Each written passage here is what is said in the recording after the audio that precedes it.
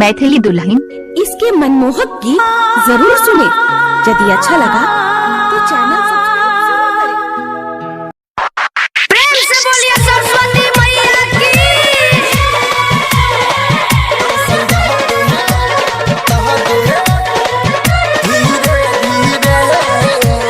अखन अपने सब सुन रहल छी माँ दुर्गा म्यूजिक के शानदार प्रस्तुति।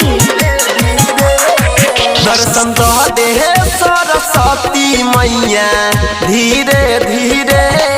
दर्शन दह दे सरस्वती मैया धीरे धीरे।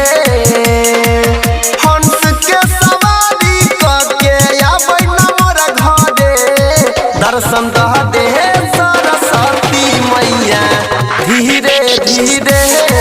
दर्शन दह दे सरस्वती मैया धीरे धीरे। प्रेम से बोलिए सरस्वती मैया की।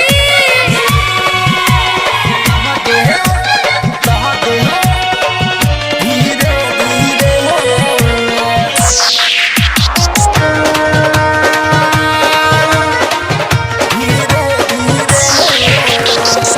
कोलिया से काली दस के लबेरा पार में। वही न कोन ताकै न घुर के करे हमरो उधार में।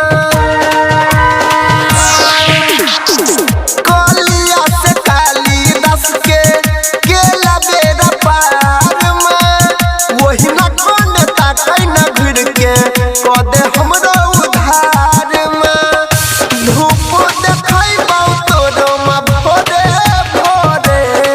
दर्शन दह दे सरस्वती मैया धीरे धीरे। दर्शन दह दे सरस्वती मैया धीरे धीरे।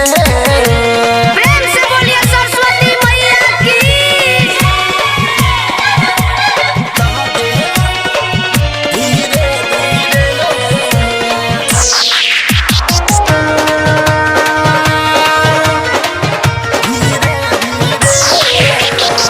तोर दया से तुलसीदास लिख देलकै रामायण में। के न जानै छौ तोरे दया से अखनो छै वेद पुराण में। तोरे दया से तुलसीदास लिख देलकै रामायण में। के न जानै छौ तोरे दया से अखनो छै वेद पुराण में। कोमल के आसन विराजै छै गंगा तीरे। दर्शन दह दे सरस्वती मैया धीरे धीरे। दर्शन दह दे सरस्वती मैया धीरे धीरे। प्रेम से बोलिए सरस्वती मैया की।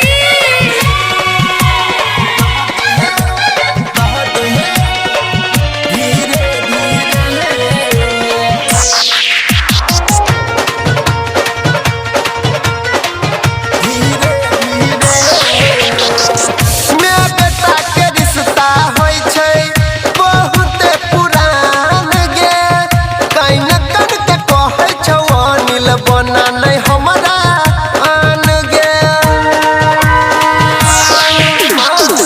मैं बेटा के रिश्ता होय छै बहुते पुरान गे। कहीं न कन के कहौ कमलेश बना नै हमरा आन गे। मेवा मिठाई चढ़ैबौ हम माँ तोरे। दर्शन दह दे सरस्वती मैया भोरे भोरे।